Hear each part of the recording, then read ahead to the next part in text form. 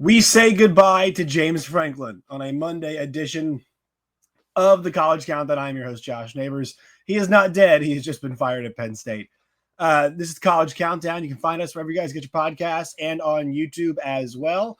Also, a busy weekend. Indiana's ascension. Texas is back.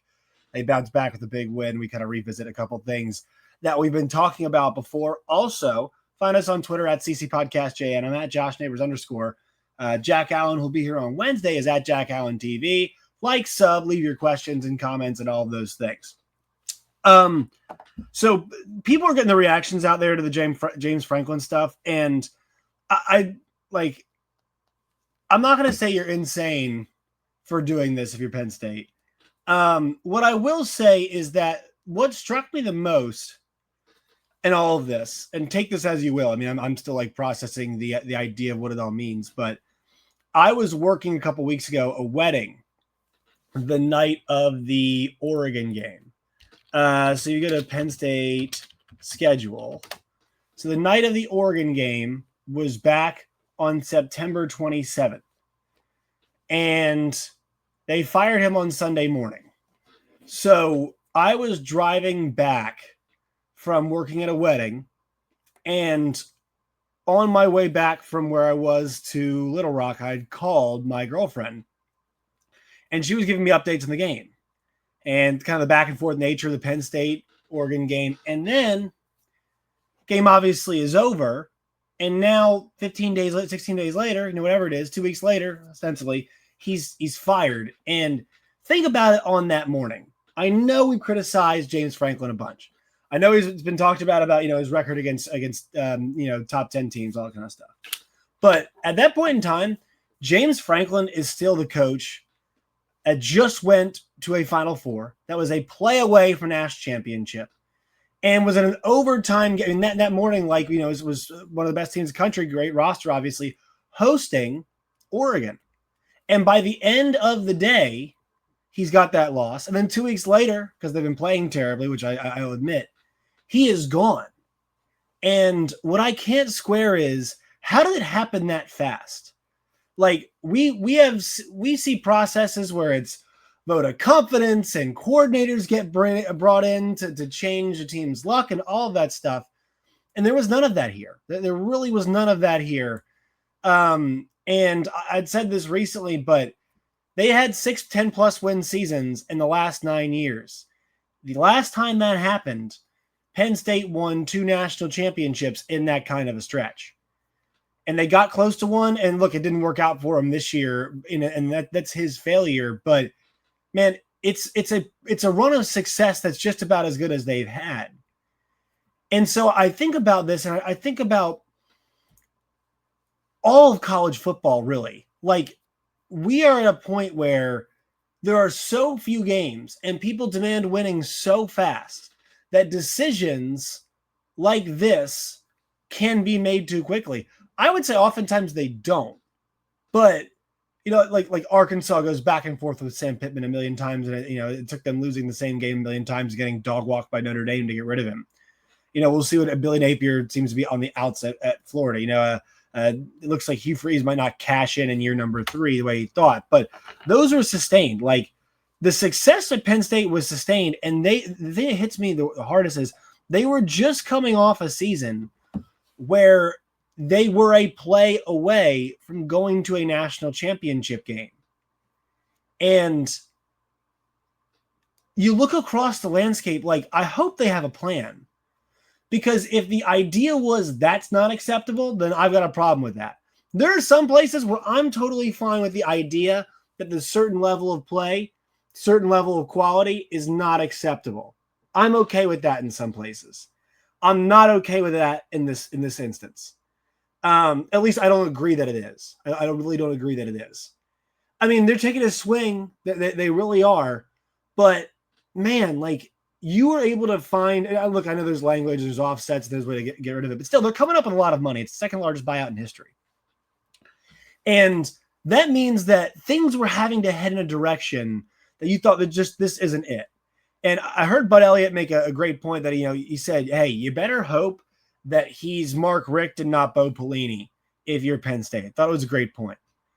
And I've heard Matt Rule, I think, is a very good coach, would do very, very well at Penn State as an option. I've heard other Fran Brown is an option, but like there's nothing that just says outright this is going to work. And look, they're going to take a swing.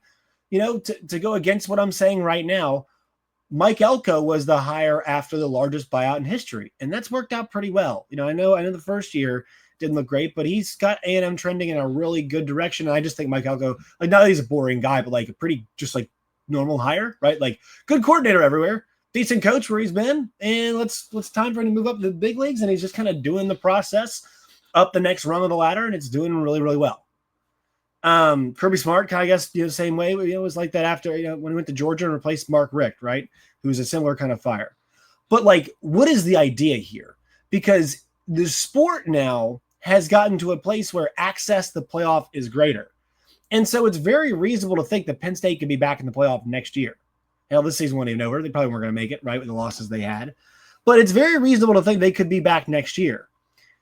The leadership must not think that this is going to happen, but I want to know how long it came for them to take get to that place.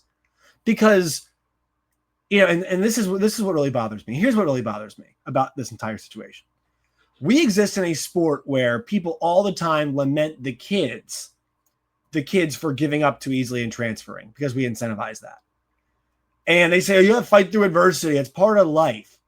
This is a group of adults who have just given up after they had a ton of success, and they're giving up very quickly on their coach. They are not showing, they're paying him the money that's owed to him. They've got the right to do it. But like, there doesn't seem to be much loyalty here to him after what he's given the program. They don't seem to have much respect for him. They're like, you know what? We're not going to talk about it. We're just going to fire you outright. Not going to ask you to give some money back. Not going to ask you to make any changes. Just going to fire you outright. And the effort's been poor. And the guys let go of the rope. But the players have liked James Franklin for a long time. They really have. And it's not like this has been a downward spiral. He was a play away from the national championship game last year. And they fired him.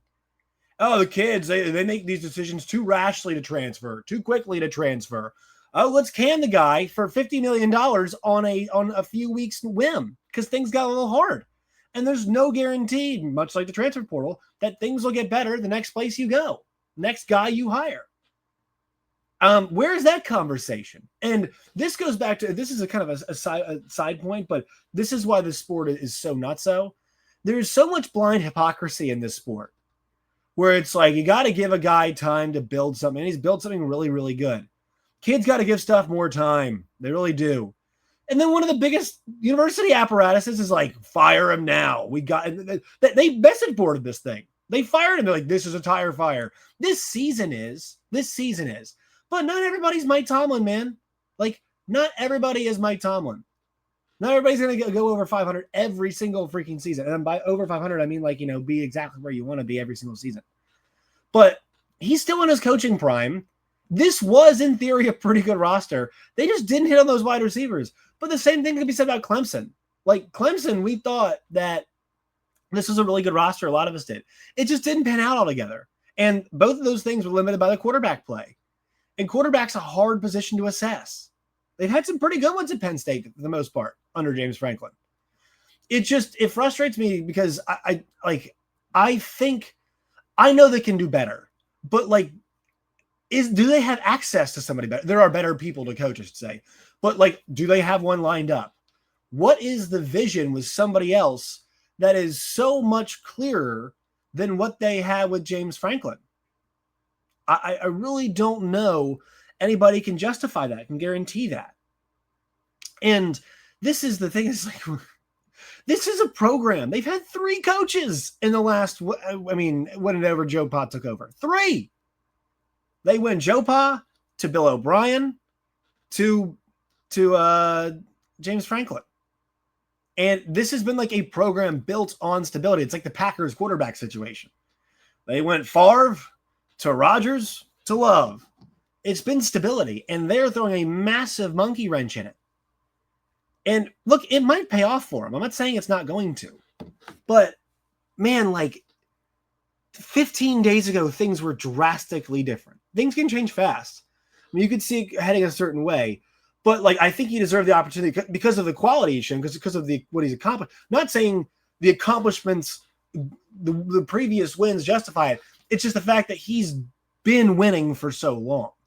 Like, it's like, oh, he went to a New Year's Six Bowl. It's like, no, it's just the guy has achieved something in a 9-year span that you only have done once before. And when you did it before, you were going to championships at Penn State.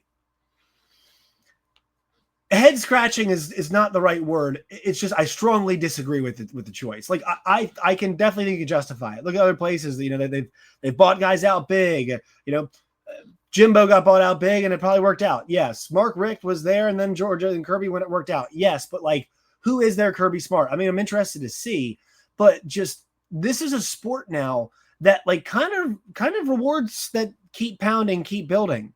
Like last year we heard all about Ole Miss and Missouri as two teams that could make the college football playoff, and neither did. But they've continued to build. And while I'll say these rosters they have this year are not as good as the rosters that Ole Miss and Missouri had last year, maybe, and you argue Missouri did, but I think Ole Miss pretty clearly not as good as last year. But they're both in position to still have a chance to go make the college football playoff this year.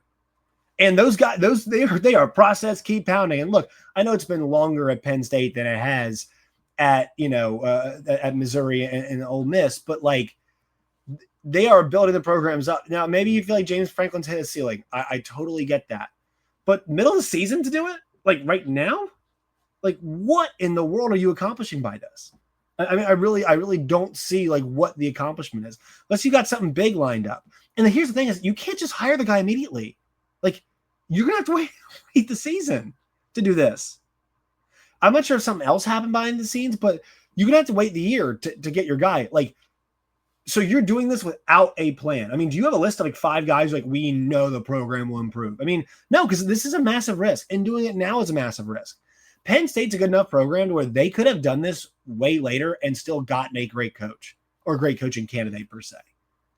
So the timing does not make much. Like they want a justification, honestly, because Penn State could have rallied the troops and gotten better. I know they got a backup quarterback now, but like, man, like I don't get it. And good for James Franklin, man. Get your money, and I think I'll have another job. The players seem to like him and whatnot, and it's not like I feel bad for him or anything. But it just doesn't sit well with me that this turned in 15 days. And like, yes, people are reactionary, but this goes back to the Arch Manning thing before, where it's like, hey man, like he will probably end up being pretty good. Like James Franklin's almost like Dak Prescott. Like Dak's definitely good enough to win a Super Bowl. I've seen worse quarterbacks win. I mean, Peyton Manning was a shell of a quarterback, not just himself, a quarterback when he won a Super Bowl. Guys like Trent Dilfer and Brad Johnson. We've seen guys, like Nick Foles was amazing, but elevate his play and then kind of go away. Like it is possible, very, very possible to win a Super Bowl and not be a top level winning quarterback, right? I guess, but like it is the most important position in sports, and head football coach is, one of the hardest positions to have as a coach. So, I mean, I think they are semi-comparable in that way. I just want to know what it was that caused them to lose confidence in what he was doing, to say this is the wrong path to go. Yes, they lost to a lot of really good teams, or really, every good team they played. Yes, for the most part. Right. But like they, once again, were experiencing a level of success that had not been done before. And last year they were incredibly close to going to a championship game. Incredibly close. They've got a coach at a good age. And I know the recruiting dipped a little bit, but like they've been putting guys in the NFL too, and a wide receiver, it's been tough, but like, every other position, they put guys in the league pretty consistently. Like, Penn State players have good track records. The best running back in the league right now is a Penn State guy. They've put, the quarterbacks like haven't been, just amazing. They've put in the NFL, but the defensive players, right? Micah Parsons and Abdul Carter are two really exciting pass rushers, and those guys are Penn State guys. Same thing, safety, linebacker, like all kind of stuff, right? You trust that. And Jim Knowles is a good coordinator, and he could have. They still have 2 really good coordinators. And yes, those guys let go of the rope a little bit. Totally fair. That happened. But it's tough to justify it to me. And once again, the hypocrisy part to me is the part that bothers me the most, because like everything changes so fast. Like, sure, you might have a situation where just, hey, a certain coaching hire didn't work out. Certain thing didn't work out. But like Jeff Lebby sucked in his first year, and Mississippi State is more competitive this year than they were last year. They're always going to be? No, but that's the nature of Mississippi State football. Penn State has won championships. It was a long time ago. They are not Ohio State. Michigan just got back to being where they were before. Penn State's got a coach who's got them at least in the vicinity and in the area. Maybe like Mark Richt, that never would have happened. But I have a hard time thinking that we had to make that choice right now. Like, Drew Aller cost them the game last year. James Franklin didn't cost them that playoff game. And they didn't have a receiver catch a ball. Yes, once again, get mad at them for it too. But like, Clemson's not letting go of Dabo Swinney. It's just like, hey, who are we to get that's better? You know, and Dabo's doing something like very specific to shoot himself in the foot. I mean, his treatment of the portal is something very specific that shoots himself in the foot. So, like, I think because of that, you know, once again, James Franklin, you get momentum being conservative, you know, not scoring enough points, whatever it is. But like, they've had teams that have been in the area and they're in a conference that they're in the area. They're probably one of the best. I mean, I'm trying to think like best programs in that conference. You know, you could argue Oregon's better than Ohio State, Michigan. Sure, let's put above them. Oregon, maybe because they've got Nike. That's 3. I wouldn't put USC above them modern day. Not since Pete Carroll left. Wouldn't do that. So, well, who else in that conference is better program than them? They're like the 3rd best program in the conference. 4th. We'll say that. It's the SEC. All right, let's just say Alabama, Georgia, right? So there's 6 programs I've listed in total. That puts Penn State at 7. LSU, I'll put up there. Let's just 8. I'm trying to rack my brain now, of programs that I can say like definitively are better than Penn State. They are in the top 10. It feels like, I'll even just look at let's go look at the ratings. Yeah. Texas, I'll put up there too. James Franklin's had more success at Penn State than Texas has had. I mean, how far has Sark gotten? How far has Sark gotten? He's not gotten them all the way to the mountaintop. I know, once again, he's newer there, all that kind of stuff. But, there are arguments against this. I get that.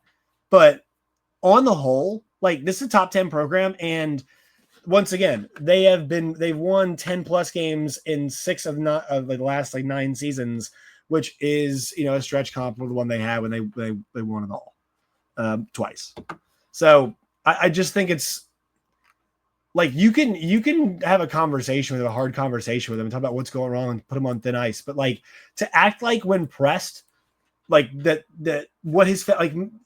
a way to elevate a foundation. He found maybe his ceiling. I don't know, but they can talk about ways to push through that ceiling. It's hard to see where they were last year and think about it like this. It really is. It really is to think about Penn State back in 2024. And think that this was the right call.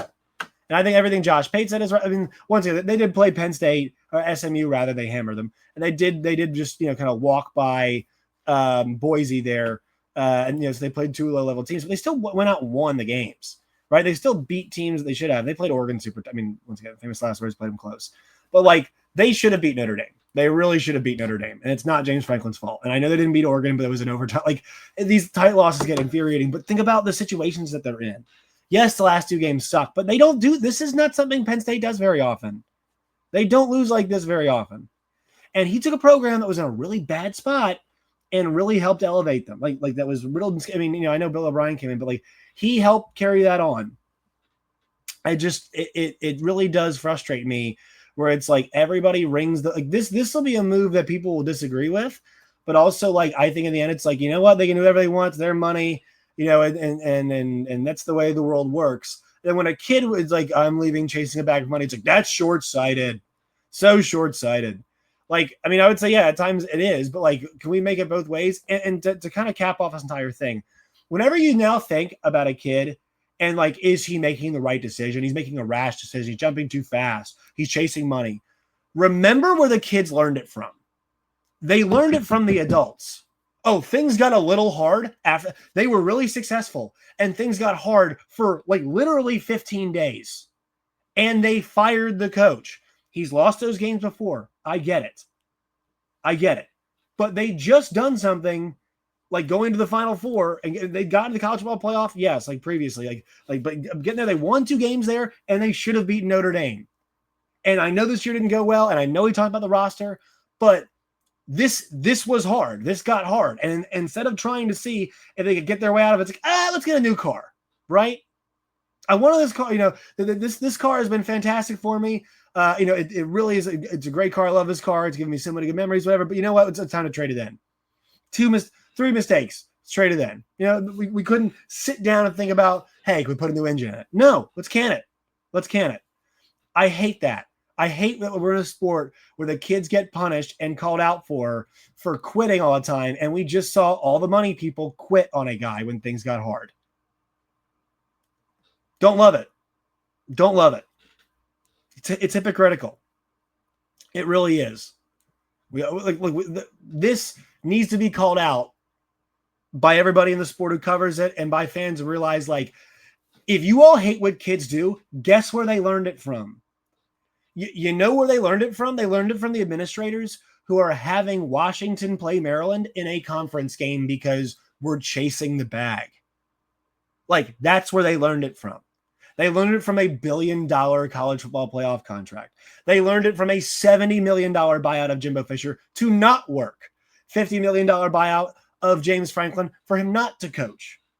Kevin Sumlin, Gus Malzahn, over and over and over again. The lesson is take. Because there's no consequences for these people who are spending all this money. There's no consequences for any of these coaches getting these massive contracts, and I'm not saying it needs to be. So why should there be any consequence, verbally, for the kids going and chasing it?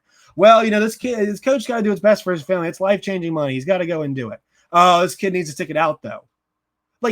They learned it from the coaches and the administrators. There are coaches that we've seen, Manny Diaz, who people seem to like, who went and took a job and left. Chris Beard went and job and immediately left. Dana Altman was here, then immediately left. The joke Roger Scott makes, I work with, said, hey, he barely even called the Hogs, and he was out of here. It's hypocritical to not call this stuff out. This is the problem with the sport. The sport is about money chasing, about what's next. And actually, here's the thing. We're in a place right now where the sport, from a competitive health standpoint, is in as good of a position as it's ever been. You might not feel good about it because kids are getting paid out in the open and they're chasing the bag. But guess what? Indiana's a legit top 5 team. Indiana. The talent has never been more spread out before. Watch the SEC on a week-to-week basis. Georgia's got a fist fight a bad Auburn team to win. LSU had to claw their way against South Carolina's not very good. Missouri and Alabama were basically dead even, and the quarterback play decided that game. We were in a situation where the worst unit on the field was Missouri secondary, and the best unit on the field was Alabama's wide receivers, and that was you can tell me, look at the numbers, that Missouri's bad secondary didn't win that one? They had the ball, the chance to win the game against Alabama, who's got the best quarterback in the country right now. This sport is even in a fun, exciting, good way.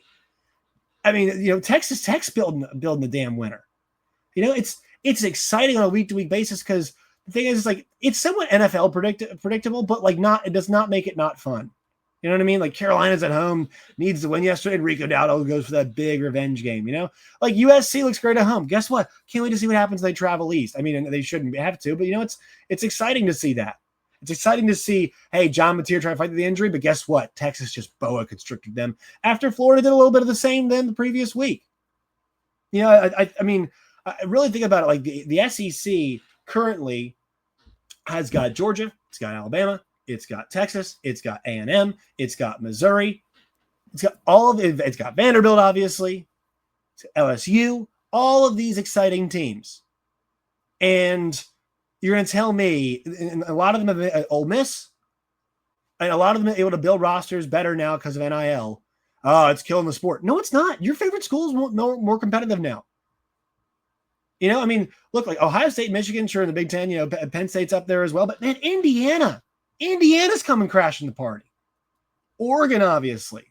Washington's trying to rebuild themselves right now. But there are great stories everywhere across this sport. Texas Tech, is just looks like an absolute hammer in the Big 12 conference. Hell, even last year when Arizona State played Texas, when we knew Texas was a really good team, Arizona State, because their coaching and because the quality of player they had, were able to actually hang in there with Texas. This sport is in a good spot. The sport is now more leveled out because of the money. It needs to be distributed better. We need to bring coach salaries down. We need to stop panicking as much when things don't go wrong, because guess what? It's becoming more like the NFL.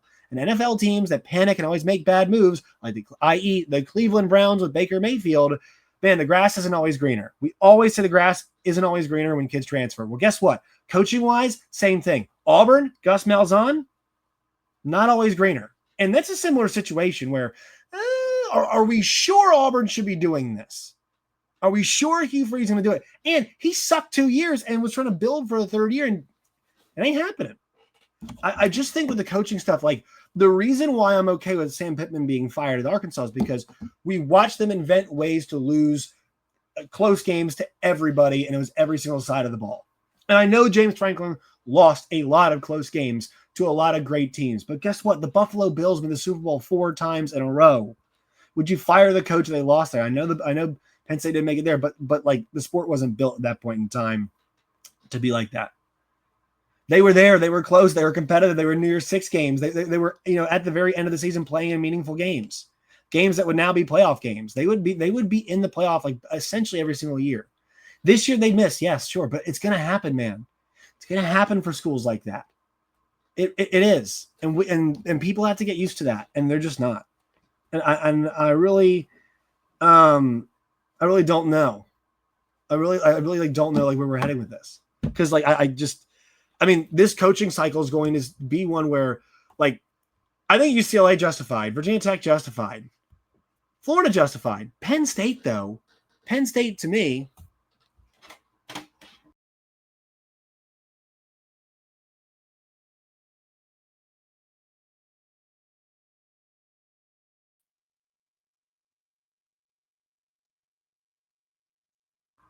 is not. They can justify it, but I just like I mean, I'm like, is everybody else gonna start doing this now? I mean, you haven't won a championship in 50 years. Whenever the last one was, 40 years, whatever it was. Like, so it's like, well, this is now unacceptable. I mean, they played 5 games this year. So previous to the Oregon game, your last loss was in Notre Dame in the semifinal. Look, I know he's got his problems, but like every coach does. Like, not every coach is perfect. Like Kirby can't beat Alabama. Kalen DeBoer struggles with like average teams, sometimes, but he's really good against like every coach has got their issues. Every team's got their issues now. This is a much like Penn State, honestly, this year, like excluded, but like in Florida State, the same thing. But Penn State looks like a pretty normal college football operation in a landscape where the playing field is leveling. They look a lot like Clemson, another team that we thought was going to be great. We have to be okay with this stuff, people. We're going to talk more about the other games that happen later, but like, I just think the way that we frame stuff, like we still have a super aggressive aggro college football. It's like every game is so meaningful. They're not as meaningful as they used to be. They can mean a lot to you and watching it and whatnot, but it can be a means toward building something. It doesn't have to mean the season's over. That's my frustration right now, is that the reactions are getting more heightened, but the sport is allowing for more error. And we as fans and we as stakeholders are not allowing for more error, I think. And we're not recognizing the ability to add for more. A kid can now go to a school and be like, this didn't work out, and not have to sit out of a year once he transfers. Schools can hire a coach and say, this actually isn't working out, and fire them.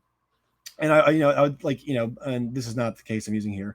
It's it doesn't work out, and the coach gets money, and you get to move on and whatnot. Like, and now every conference gets a seat of the college football playoff. 12 teams get again. We get more college football playoff games. The fan experience, is. I mean, you get to go to all these places to play these playoff games, but like, could we get those please in the home stadiums? Because then it'll be perfect. But man, like, this is what I'm saying is like, and here's the thing, I don't like the fact that we're cutting out some of the smaller schools, smaller conferences, whatnot. But in the end of the day, like, if you're gonna have a league like this, then I want it to be more balanced. I don't want to have a 40-team league where it's like, man, teams number like 15 through 20 really don't have a chance at all. It's like, no, I want it to feel pretty even. This feels NFL, and like this year, especially the NFL, I like that about it. Honestly, NFL and college this year are pretty similar. Like, hey, Tampa, Baker Mayfield, kind of like almost like Miami, in this situation this year. And the Eagles, and obviously are struggling right now, but still like have this great team. But like, what's going to happen? Chiefs, can they get it back? Detroit, can they move on with the coordinators? Like, there's a lot of fun, compelling storylines with really great teams and programs and stuff, and we're not paying attention to them. And like, yeah, Penn State's a massive disappointment this year. But like, ask the questions this offseason if it can be fixed. Don't do it in a 15-day span. because I feel like they were just hunting for a reason to get rid of him, and they did ultimately.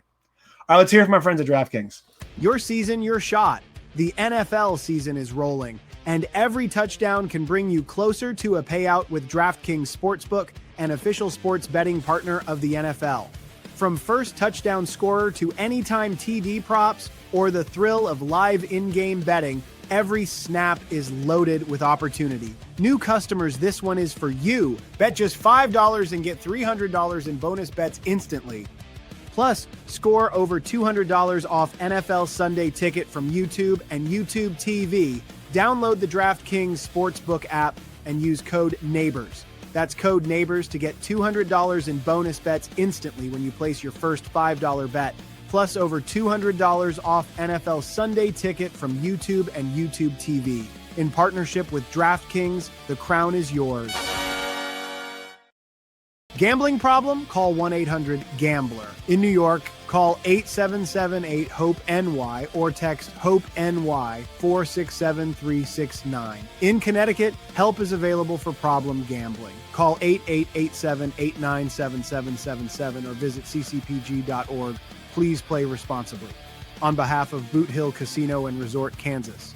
21 plus age and eligibility varies by jurisdiction. Fees may apply in Illinois, void in Ontario. Bonus bets expire 7 days after issuance. See sportsbook.draftkings.com/promos. NFL Sunday Ticket offer for new subscribers only and auto renews until canceled. Digital games and commercial use excluded. Restrictions apply. Additional NFL Sunday Ticket terms at youtube.com/go/NFL Sunday Ticket/terms. Limited time offer. All right, folks, that'll do it for today's show. Make sure you follow us on Twitter. I'm at @JoshNeighbors_. You can also find the show at CC Podcast JN. Jack Allen will be with me on Wednesday, which should be exciting and fun. Make sure you like the video, sub to the channel. Find us where you get your podcasts, and we'll talk at you all mañana.